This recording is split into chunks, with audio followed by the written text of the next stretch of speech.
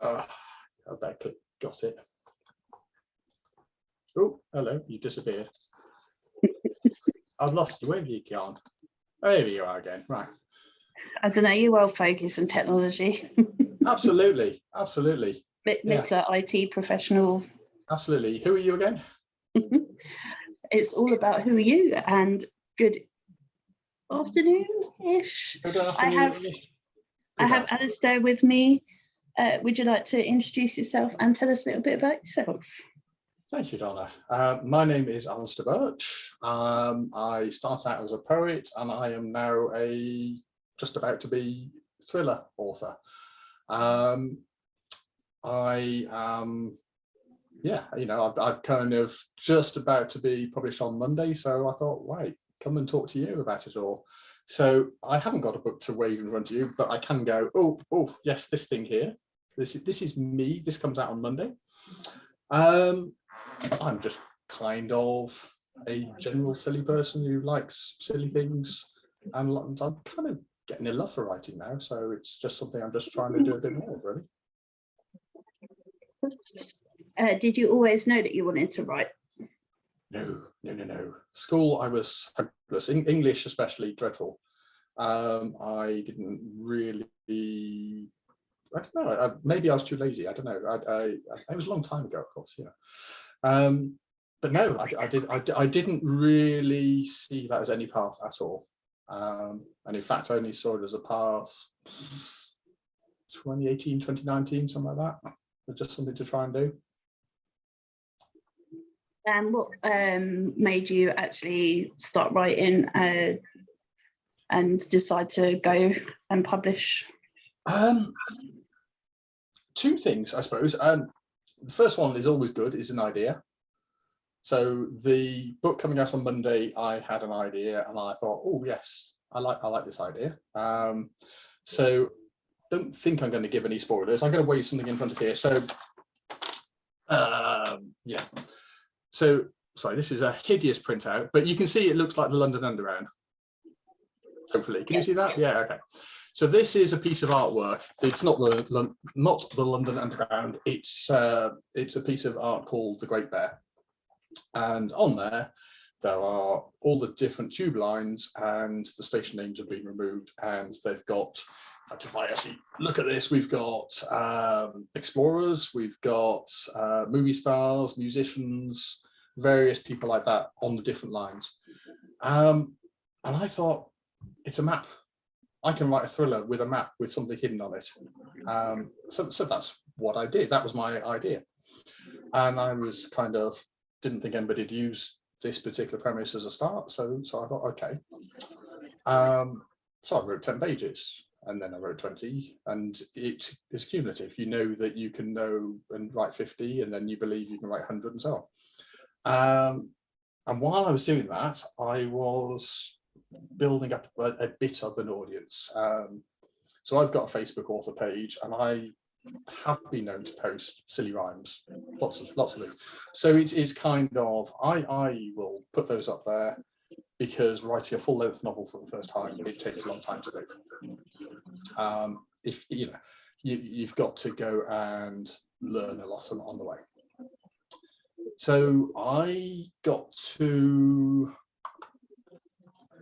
2020, and I had about 170 of these little rhymes I'd created. I had a manuscript. I involved some others to go and get some mentoring and some advice and just kind of straightening out basic stuff, which was good because I was making some very, very silly mistakes.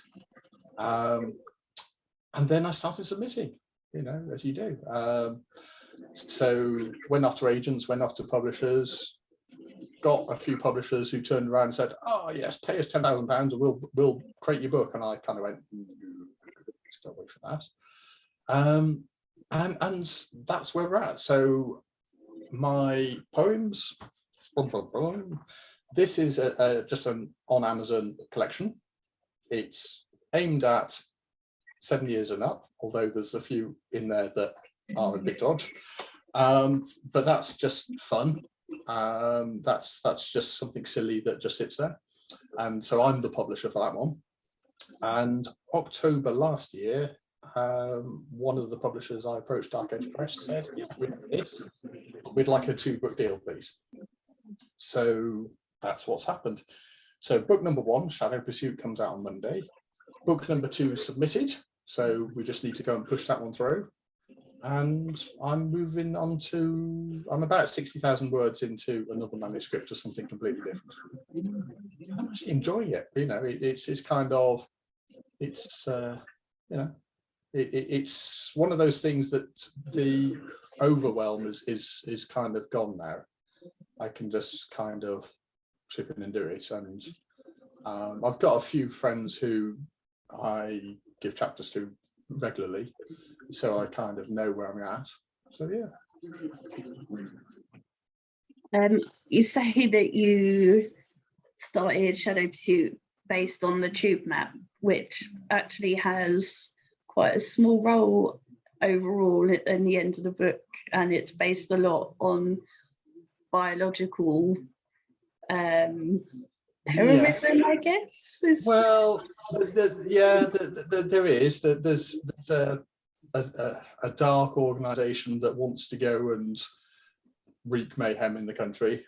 It's kind of a tricky one because I don't want to go and give spoilers away or anything like that, and certainly probably best not to talk about the second half of the book as to what the main yeah.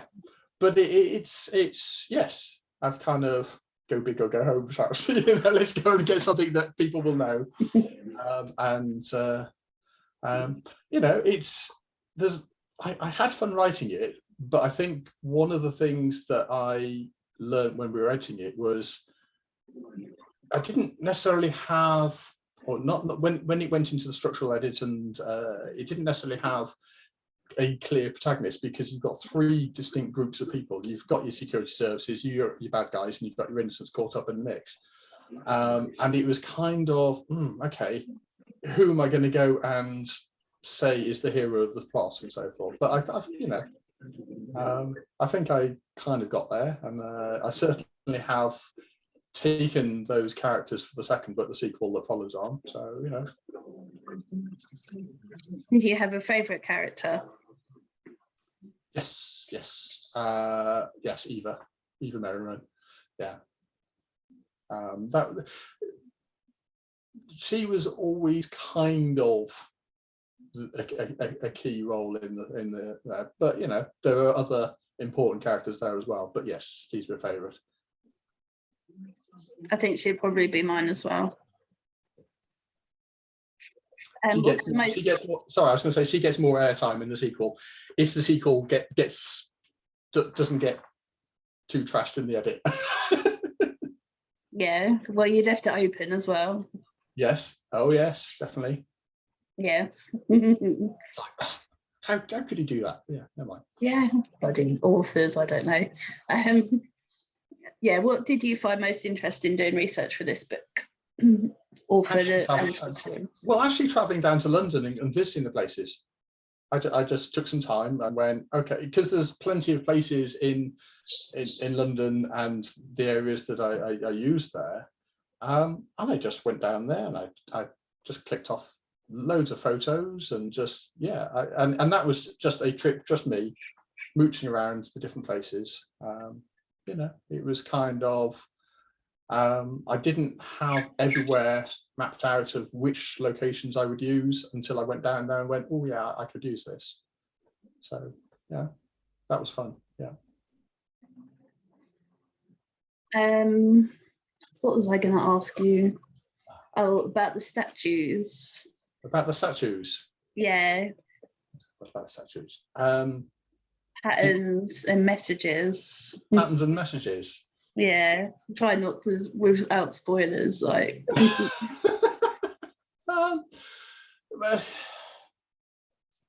yeah, it's kind of difficult without spoilers, but the cover, of course, gives a certain clue as to one of the key locations, doesn't it? Because and it's kind of, you know, there's something hidden, and people have to go and hunt for it. You know, it's I kind of, I'm not saying I'm competing with Da Vinci Code or anything like that, but it's kind of, why not? You know, it's have a go at something that's kind of out there, and hopefully people will go, oh yeah, okay, this is flowing along quickly with a bit of that. What was the most fun scene that you wrote, and what was the most difficult? Again, trying to avoid spoilers. Oh gosh, I'm a bit kind of sad about that in some ways, because I wrote a big prologue, which I really quite enjoyed, and it gave a lot of backstory to Easter, and then it didn't make it into the final cut, and I was kind of a bit, but you know, I'm not critical or anything. It's just kind of, I enjoyed that particular piece, but it was kind of, you know, at the end of the day, I signed off on the edit that was done, so it was kind of, the buck stops with me. But yeah, you know, I've still got that piece, and you could read it and you'd go, well, yeah, okay, that explains something, but unfortunately, it's not in the final book. What was the most difficult, or can't you say? I don't know. I suppose the most difficult was the realization of the mistakes I was making as a newbie author. I did a lot of what people tell me is called head hopping. Does that make sense to you? Yes. So that's something that I was very guilty of, and but that's okay. You know, it was pointed out to me, and I didn't flip out, and I took it on board and went, right, let's not do that then. So yeah. So yes, it's breaking bad habits and just trying to become a better author through it.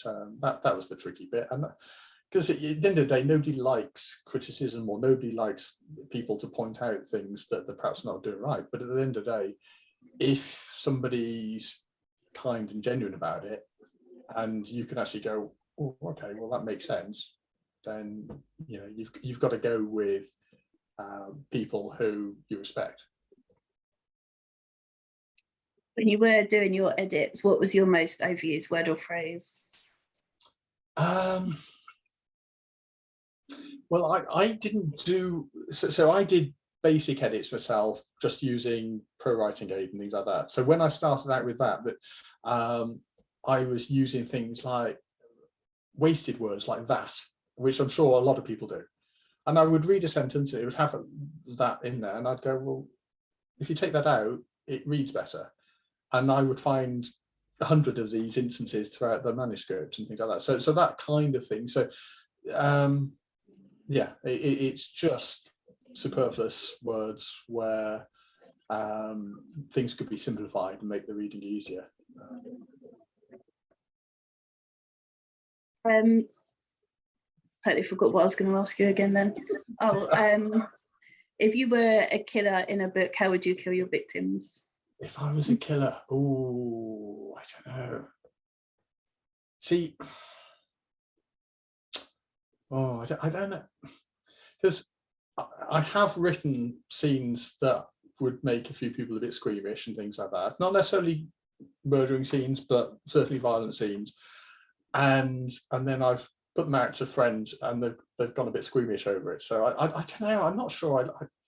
I'm okay writing violent stuff. I was reading a book by the author Alan McDermott, and I really like his books. I've read all of his, and I actually appear in one of his, which is as a character, which I'm quite chuffed with. But in this particular book where I appear as a character, there's some really nasty stuff going on to the victims, and one of the victims has got my ex-wife's name, and I didn't have anything to do with it. But it's just an awful coincidence, because if she ever goes and reads this, it's going to be like, oh, did you engineer this? Did you contact Alan direct and say, please? And it's like, no, I didn't. I just, My jaw dropped to the floor when I actually read this bit because it was really nasty. But no, I don't know. I can write nasty stuff, but so far, there's we take Shadow Pursuit. There's people die in the book. There are some bits that aren't particularly pleasant, but it's not necessarily. I wouldn't call it a violent book. I would just call it an action thriller. Because sometimes for me, less is more. I don't tend to go for real in-your-face graphic stuff. I would go and just let the reader's imagination fill the blanks in. How would you kill someone? You can answer your own question, but I'm still going to ask. I would just ramble on, and then you'd forget I asked. How would I kill somebody? I don't know. You see, so in the manuscript that I'm working on at the moment, there's an attack, and I'm not going to say whether it's a successful attack or not, but there's this poor girl who is kind of stranded in a snowdrift, and somebody comes along and they take this poor girl and they basically smash her head into the tarmac repeatedly. It's very nasty. So I'm not sure I would do that, but that's something I've written in the third book that I'm working on. You're just going to keep avoiding my question. I'll keep asking it until you answer. No, I'm pro-life, me. Someone asked me, and you know me. But I don't want to kill anybody. I want to be nice to people. Well, neither do I, but I still said I'd stab someone 100 times, so I'm sure you must have. Really? Yeah. You probably stabbed me for not answering the questions. Exactly. I'll keep asking. You can answer your own questions, but I will ask my questions, and you will answer. I don't know. Okay, I'll run somebody over. There you go. Happy? Okay. Yeah. God for that. Jesus Christ, that was hard work. Repeatedly, there you go. Just back up a few times, Happy? Yes. Thank you. God, was that so hard? Honestly. You authors just answer your own questions. That's fine. There's no point me being here. Oh dear. I told you I won't going to let you get away with it easy. No, well, I know. Well, the thing is, I have warned you.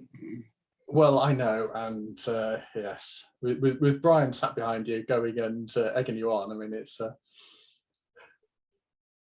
I'm bad enough on my own. I don't need his encouragement. No, but yes, I'm sure you'll accept his encouragement anyway. Oh, of course, yeah. Of course. Yeah. Anyway. Anyway, moving on. Yes. Do you have any phobias, and would you write about them?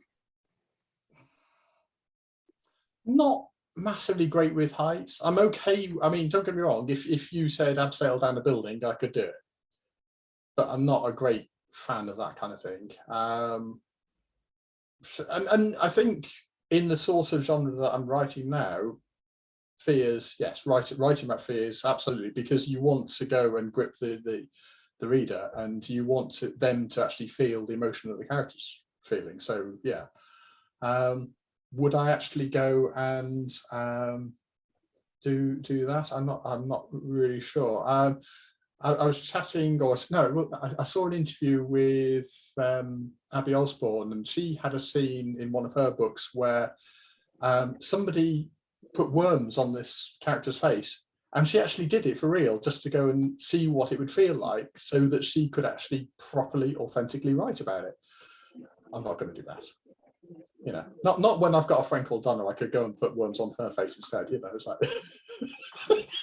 I know, and you live close as well. That's the scary thing. Like you literally could. Yeah, there we go. Right. I'll book you a part of the interview there.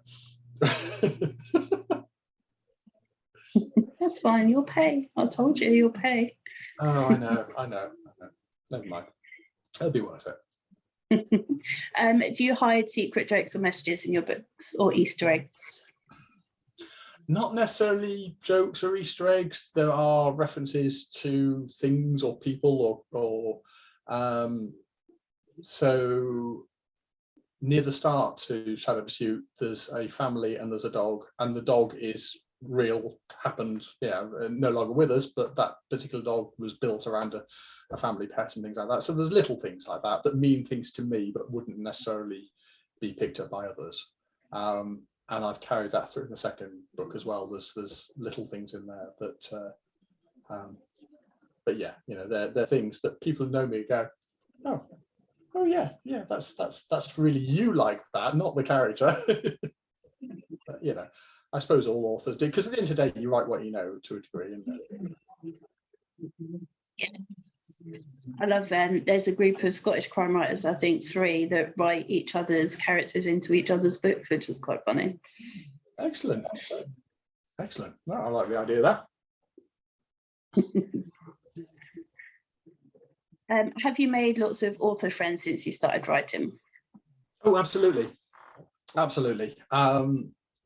I am very lucky. So you kind of know this, but I mean, going back about 8 years or so, I wasn't really in a good place, and was coming out of a bad marriage, all kinds of things, and there was a lot going on, and I am very, very lucky nowadays. I have 2 new social circles that I didn't have a few years ago, one on the running side, one on the writing side, and I kind of do think I kind of muck in with them all. I do have lots of conversations and do cheer people on, I hope, but and I'm very lucky that that's comes my way as well sometimes. And if you had much feedback from readers, I guess if it's not out yet, then you've only had advanced reader feedback. Yes, I mean little bits, but at the end of the day, there's the odd little Goodreads review up there, but it won't be till Monday that anybody can put a review onto Amazon or anything. So we shall wait and see. I don't know. This is, for me, it's the kind of unnerving first time out there with a thriller. But the thing is, as I said, I'm enjoying the writing, so I fill in with time as and when I can, and I just go and put a few words down, and I'm just going, because I'm enjoying it takes away any kind of pressures from financials or anything like that. It's a case of, I know that I will get some good reviews, and I will get some terrible reviews, and I will probably cry in the corner with the terrible reviews because they're the ones that everybody holds on to. But at the end of the day, you please some people and you don't please others. But I'm glad to be doing what I'm doing, and I don't know, I mean, you jokingly said to me that piece that I wrote that we shared, that I should put that in book 4 or something. I don't know, I don't know. I haven't worked out the story yet. I mean, book 3 went off on a complete tangent anyway. I had an idea, and by the time I'm now on 59,000 words, so I'm getting there. But the original idea is gone. It didn't happen. I just kind of, and book 3 for me is a bit different as well, because it's much more character driven. Now, that's not to say the first 2 aren't, because they are, but the first 2 are action thrillers where I'm trying to be a bit pacey, whereas the third book, I'm trying to have 1 or 2 characters where you actually go, oh, you're nasty, I don't like you at all, and it's so it's a slightly different experience. It's all good fun. Since you started, what have you found more difficult than you thought, and what have you found easier? What I found difficult, the thing that surprised me, that I found quite easy, was the actual getting out there and putting content out there for people to see. Now, I appreciate a lot of that is silly rhymes and things, so that's, nobody's going to take that too seriously and so forth, because that's just silliness and so forth. Okay, this is more of an anxious experience for me because I've not done any reviews like this, but so generally I like getting involved with good people, and so that's quite an easy thing for me to embrace. What do I find difficult? in both my running and my writing communities, I've had a lot of success with good people, but I've had to go and mute some other people as well. So that it was less so good, you know. I know who I appreciate and value in the different groups, and I will stick to them like glue, or like an octopus on your face, or whatever the expression is. But you picturing that? There you go. Yeah. I can see. Yeah, thanks. You know, but you know, I'll just dial down the volume on a few others really, but yeah. And what's the biggest thing you want to achieve with your writing?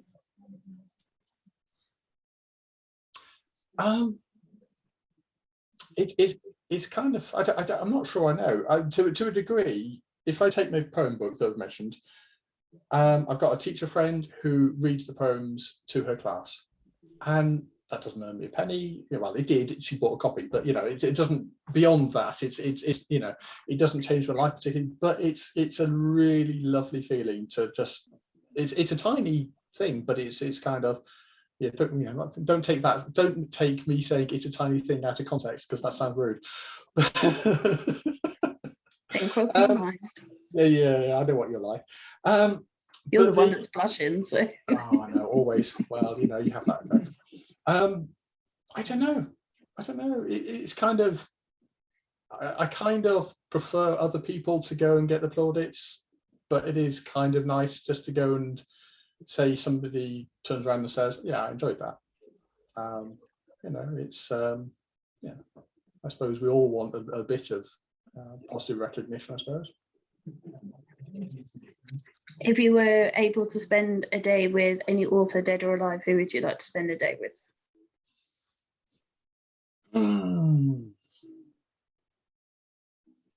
See, I've got several favourite authors.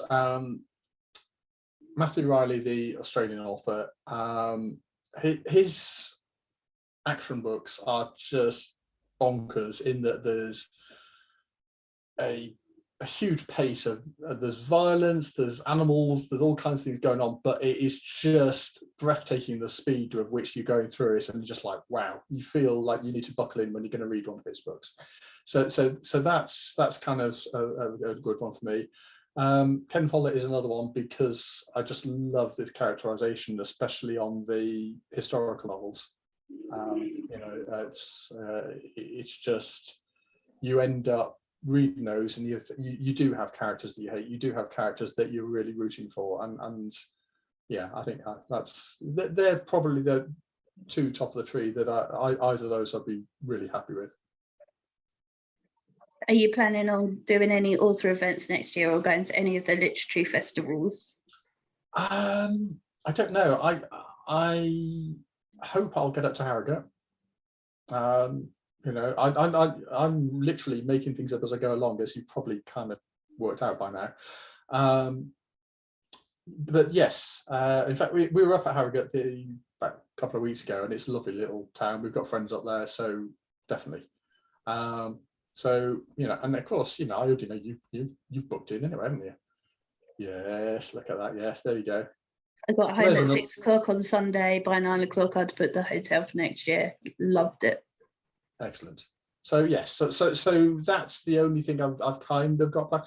I don't know really. I do like events where I go around the country and I bump into a virtual friend who I didn't know before. That for me. Now I've tended to do that with running, so I'll book a race and I will go along and I will go and meet somebody. But yeah, you know, if there's somebody and they're other end of the country and there's a good reason to go up there, then I'll go and do it.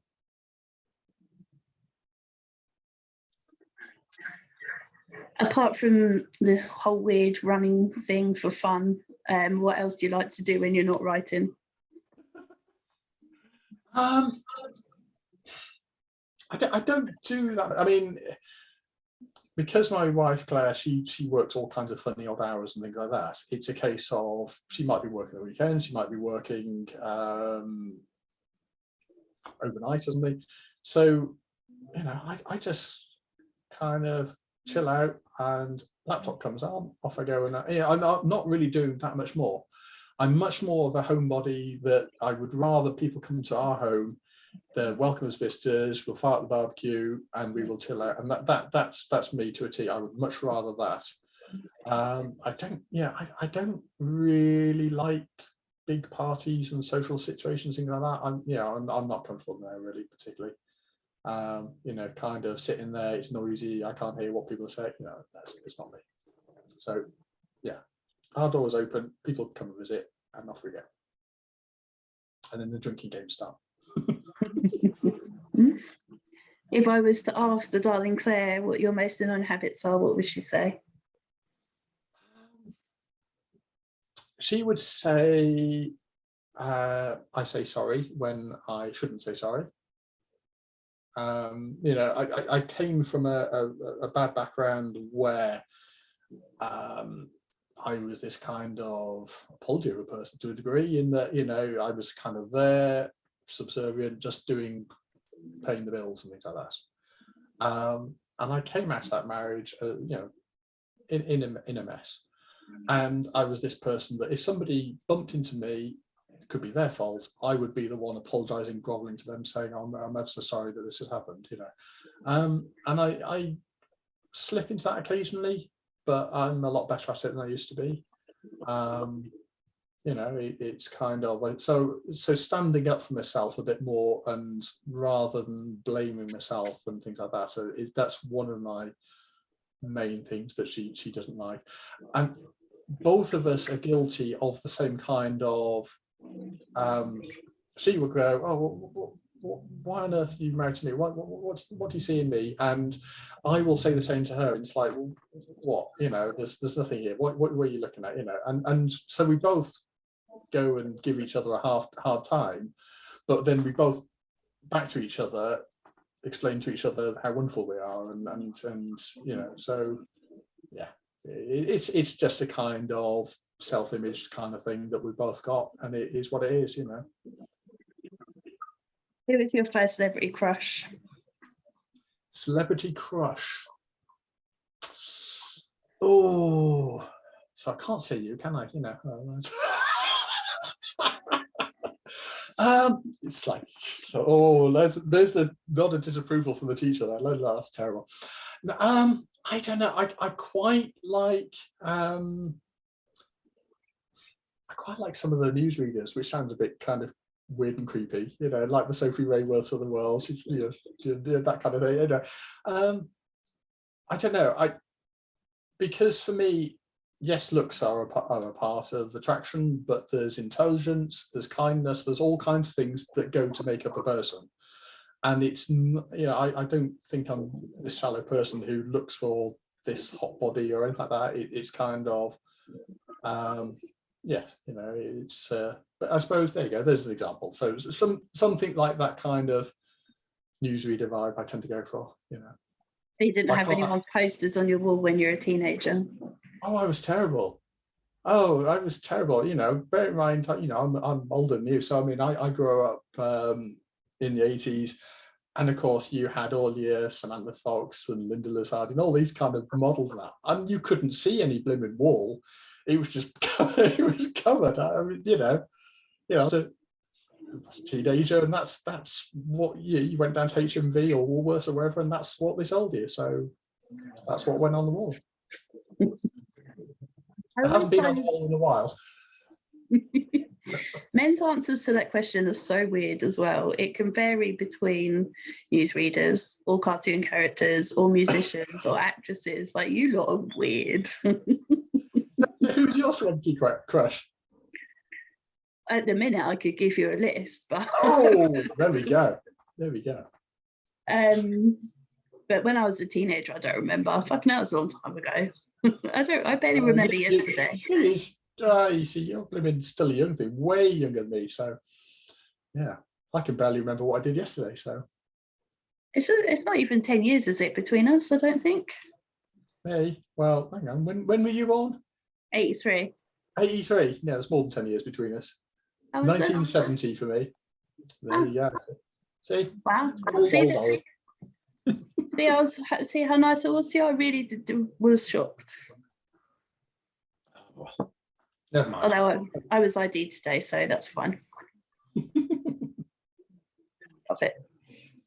Right. I got you to answer a question-ish, kind of. At least think about celebrity crushes. Yeah, and I'm really going to have to try and figure out who the hell it was, because people are going to keep asking me and I still don't know. Now it's like The Rock Apart from or Tony Jason Ford, Statham. Jason Statham. Well, you know, I mean, if you notice that Jason Statham and Tony Ford are never in the room at the same time. Tony's head is big enough already. Don't bloody encourage him. He will love that. I'll have to tell him as well. He will love that. He'll love that. He'll take that. Yeah. That's okay. It doesn't like me taking him. I've got bags of respect for Tony. I really enjoy his books, and my only frustration, and you must have the same, is the amount of books on the to be read pile, and it's like, oh, I've got another ARC to read, and it's like, oh, okay, I really want to read that book, but I've got this that I've got to do, you know. But you know, we'll get there. But for me, AJ's books, not everything, they come first. Absolutely. Yeah. And I have got The Huntsman, and I do need to read it, so I will get to it quite soon. Yeah, you should, because it's amazing. But then I would say that, but it really is amazing. Other people say so, so it's not just me being biased. It is actually very good. I'm sure you've got a shrine to Tony. You've probably got a cardboard cutout, life size, stashed there somewhere. You're thinking of getting one now, aren't you? Yeah. I'm not sure how far Tony would let me go with the obsession. I think he has limits. He's told me his limit is, as long as I don't turn up at his house and stand over and watch him while he sleeps, then it's fine with pretty much anything else. So okay. So he okay. So I've got this picture now. So you're not looking at him while he sleeps, but you're there while he sleeps. You just got a blindfold on. Yeah, that's just sitting on the floor. Yeah. Oh goodness me! Well, there you go. You shouldn't tell me things like this, honestly. Why not? Why? I'm expecting you to go and do it now. I go past, when I go to see Amanda, I go past Peterborough, which is where he lives. Yes. And so I'm always like, I'm going past. I could just stop off and come say hi, but he usually just sends me a smiley face. I'm not quite sure if that's a scared or an okay. Or has he moved on to little winks yet? You know, he's a little, you know. No. Oh dear. I know. Bloody I'll message him. Tell him he's got to up his game. Oh, poor guy's terrified enough as it is. And I'm special because I call him AJ. Actually, I'm just special. Like, anyway, but I'm the only person, so he knows it's me if ever I message him. It's just laziness. It's his initials. That's all it is. Anyway, you books. What's your pet peeve? What's my pet peeve? Just general rudeness. You know, I mean, you know, people sometimes are justified in being rude, but it's kind of, no, I'm not a fan. And I think that's kind of a general thing for most people, isn't it? You know, it's kind of, you know, if we're going to go and try and treat people nicely, we kind of expect the same kind of thing backward. But you know, it's yeah, boring one, I'm afraid. What food will you absolutely not eat? Not a fan of aubergines, but most food I will eat. Yeah, I'm not particularly fussy with, you know. So I mean, tonight we're having jambayala, and it's got plenty of veggies in it. It's got chorizo in it. It's got prawns in it. It's got Cajun chicken in it. It's all homemade. Yeah, quite happy. What was that? What? You don't like spicy food, or you don't like home cooking, or what? Prawns. Or prawns. anything from the sea. Anything. Fair enough. Okay. I'm really fussy. You'd hate to cook for me.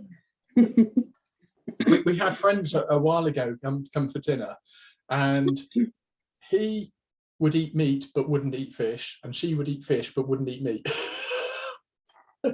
So I was like, yeah, thanks for that.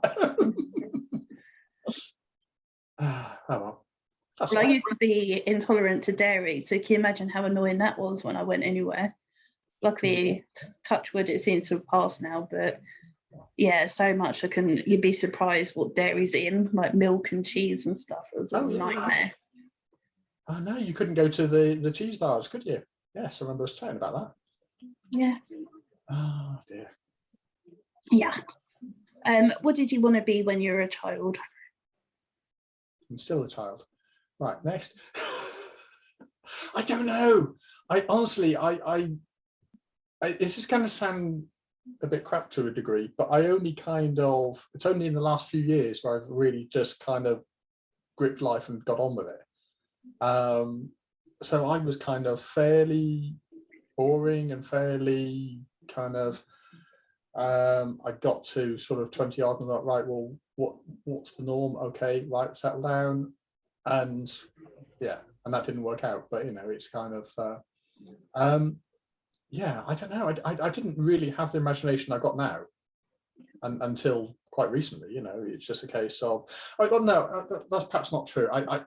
Things like the silly rhymes and just mucking about and things like that have always been in my character. It's just that bad relationship squashed it, and it took a long time to get back out of that, and then just to actually go and be the kid again and just actually enjoy life. So you know, it's but yeah, as early on in my life, you know, I'm not saying years wasted, because there's good things that have come out of that bad time, but you know, it's as far as time for me, it's only really been in the last few years. So about turned the corner about 2013 and started picking myself up from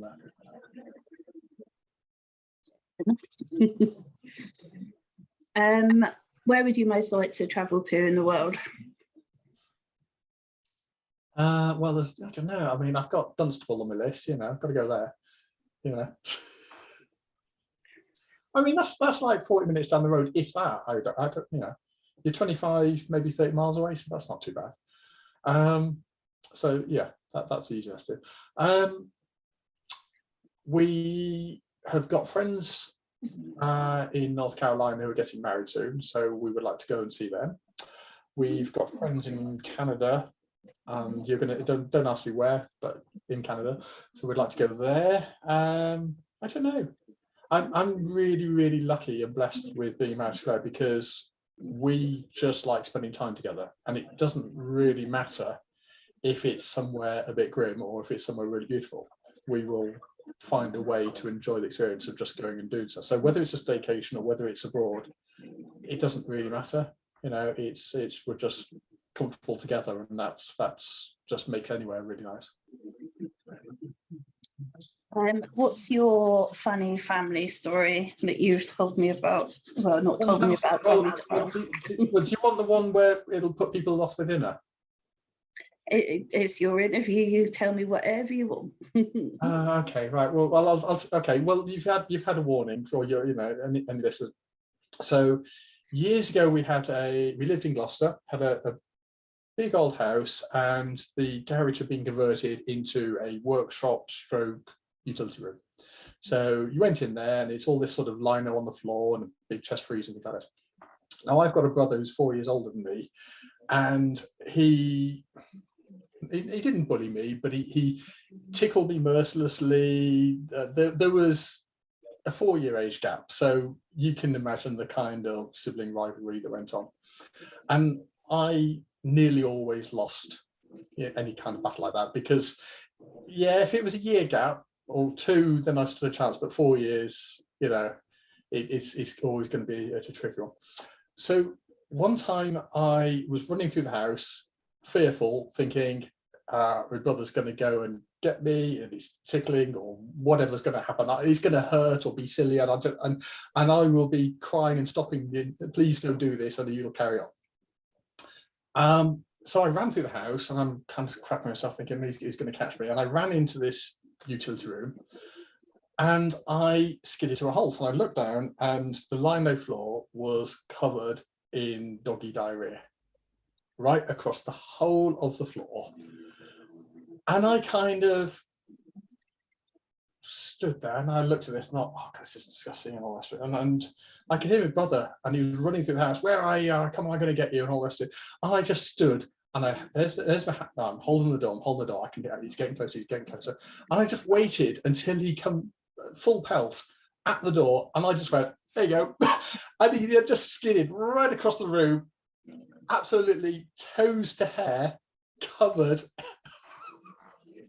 So you know, that's quite a funny one for me. But we did. There was mischief and some things that went wrong. We had a Christmas day, and my brother's got this new scale electric track, and he spent about 2 hours, 3 hours, something like that, building this track. And he's like, I'm all ready to go and race my cars on there. Younger brother went into the stairs and just pulled the fuse, and he's going, it's not working. He's trying with all the electric, and he doesn't realise I switched the electric off.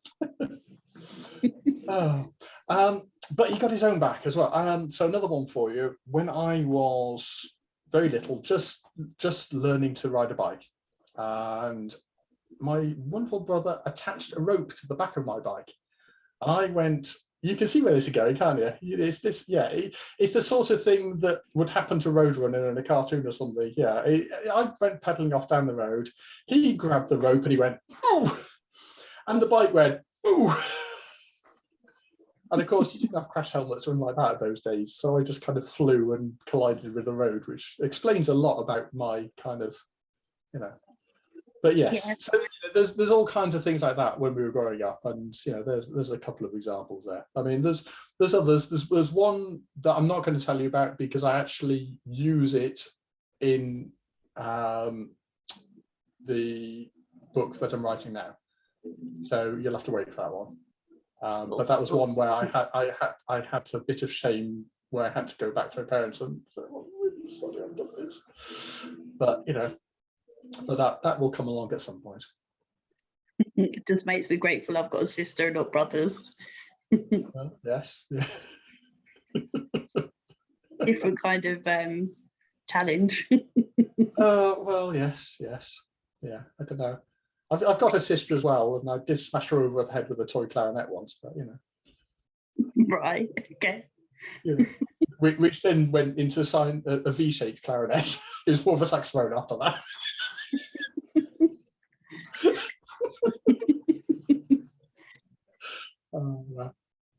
And you also said about drinking games. So, if you've got any embarrassing stories of when you're drunk? Yes. So years and years ago, so I would have been kind of teenage and so forth. So we went around Cheltenham because I was living around Gloucester and Cheltenham at that time, and it was winter. I remember because it's freezing cold. So you know, you walk from pub to pub, breath going, plumes coming out in front of you, and somebody got me onto shots of dark rum, and I don't drink dark rum, and this was a mistake because I was knocking it back, and I borrowed my mate's shirt for that evening, and coming out from a hot, warm pub where I was comfortable into this icy cold air, I kind of just, it all came out. And unfortunately, I threw up over my friend. I threw up over his other shirt that I borrowed. They then kind of abandoned me in Cheltenham High Street until I tried to climb into a skip on Cheltenham High Street because I thought this is a good place to go for a sleep. So you know, yeah. It's fortunately I didn't sleep in the skip. They kind of went, oh God, we better get him out of there. But you know, teenage drunken hijinks, they happen. I'm sure you've done the same. Oh, no, I have no. We either giggle or we just cry, I think, when we're drunk, and then like bitch slap each other and lose our shoes and stuff and then go home. Pretty much. Oh, wow. Yeah, we don't decide that we're going to take a nap in a skip generally. Oh, well, you know. Don't say we're missing out, because no. No, you're not missing out. There wasn't even a mattress in there or anything. It was really rubbish, just full of bricks and rubbish. Well, that would have hurt the next morning. Well, no, I think it was, I attempted to climb in and they kind of pulled me off before I could actually succeed, really. But yeah, there you go. Awesome. But, you know, you thought I was perfectly normal until we started this interview, didn't you? No. Okay. All right. We've been speaking for a while now. That illusion is well shattered. Oh, yes. Kindred spirits we are, yes. We're both as mad as each other. Absolutely. Yeah, I don't even deny it. It's fine. And anyone that watches these will know by now anyway. Yes. My reputation precedes me even to Scotland, apparently. And the rest, come on. Yeah. Come on. You've got worldwide notoriety now. Yeah, I kind of have, actually. I don't know. I've even spoke to someone, not in Africa, but she was African. So I spoke to someone in New Zealand, Australia, America. I'm not sure I spoke to anyone in Canada yet, but definitely a lot of Europe. So yeah, it's quite. Fair enough. Yeah. Well, you know, if you're going to do it, you may as well go big. So. Absolutely, yes. I'm not just taking over the UK, I'm taking over the world. There we are. Yes. Right. Do we need to vote for you or anything, you know, or are you just going to take over the world as a dictator? I'd rather happily just sit in the corner and be, you know, but apparently no. I'm not allowed to do that anymore. No, probably not. No. People keep want to be interviewed by me. I mean, what is wrong with you people? It's an honour. No, I appreciate it. Good. So, Mr. Birch, Yes. you said you are working on a standalone at the moment. Do you know what you're going to do after that? Keep writing, really. I don't know. Is the short answer. I don't know. I think the standalone, I've got to go and send that in and see what happens, see if it gets accepted or anything. I've got to push the sequel and get that one moving forward as well. But no, I enjoy writing, so you know I'm going to keep doing it. Sometimes it will be silly rhymes, sometimes it will be a proper novel, and I don't really mind what I do with genres either. So there's didn't you see this Help the Heroes charity anthology that Emma's doing? So I've got a comedy farce short story that's in that, so that's complete flipping away from what I've been doing here. I don't mind, you know. I do like silly humor and cheeky humor and stuff, so you know I don't mind putting that in. And so you know that could be to my detriment, because if I become known as a thriller writer and then somebody in fact if somebody picks up this thing, they're going to go, well no, it's no action thriller going on there. That's got rhymes about squirrels pooing. Yeah, but you know, at the end of the day, I just enjoy putting stuff in there and on the page, so I'll keep doing it. Well, you may be relieved to know that I don't have any more questions, unless you think there's anything that I haven't asked you that you want to tell us. No, really. I mean, you know, I'm easy enough to find on Facebook. So I've got an Alistair Birch author page, and I'm trying to think with my Twitter one, because I never use my Twitter one. Oh, I'm just a Birch author on Twitter, but yes, really, it's a case of I hope it's well received on Monday, and I hope that well, you know, I'll just see how it goes, you know. But it's I'm going to keep doing it, whether it's whether I'm writing dreadful stuff or not. But I I'm learning. This is the first one. I'm on to my third, and I plan on writing some more, you know, because why not? Life's too short not to do the things you enjoy. Indeed, and you, I'm not sure if I'm going to be mean and make you wait till Monday for my review or not, but I'm on the blog tour, so my review will be shared on Monday, because I'm opening the blog tour for you. So thank you. Yeah. Well, you know, like I say, this is all new to me. I don't know, you know, do I have to follow you around with a beating a drum or anything, you know? Or just I don't know. I've never had a blog tour. You see, this is I'm the first time with all this sort of stuff.